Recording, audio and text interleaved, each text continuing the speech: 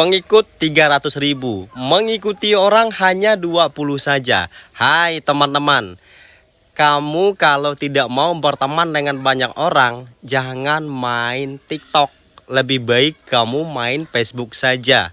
Mana mungkin pengikutmu 300.000, kamu hanya mengikuti orang hanya 20 saja. Ya sudah pasti dong, kamu PK, kamu live streaming, komal-komalan, orang tidak ada yang support kamu.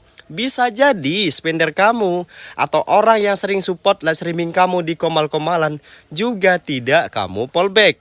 Mungkin mereka follow kamu tapi tidak kamu fallback. Ya wajar kalau orang tidak akan support kamu 2 kali. Karena kamu terlalu menutup diri untuk berteman dengan banyak orang. Padahal kamu dan saya sama-sama bukan artis, sama-sama bukan selebritis. Ingat teman-teman, ini prinsip hidup saya.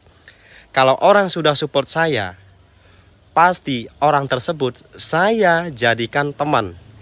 Sekalipun dia tidak support saya dalam bentuk stiker atau koin, tetap saya jadikan teman. Oke? Yang penting dia pemilik akun aktif.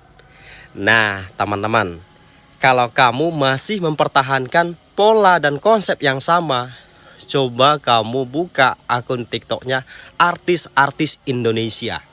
Yang saya tahu artis-artis Indonesia itu, walaupun mereka punya pengikut sudah sekian juta, tapi mereka mengikuti orang itu jarang di bawah 1.000.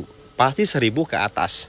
Nah buat kita-kita, buat saya sebagai rakyat jelata, tidak akan mungkin saya punya followers ratusan ribu, tetapi mengikutinya hanya 20 orang saja. Wow, sudah pasti saya juga akan ditinggali oleh orang-orang yang support saya. Dan saya juga akan ketinggalan kereta. Oke? Semoga video ini bermanfaat buat kamu-kamu yang selalu sombong dan tidak mau mengikuti orang lain.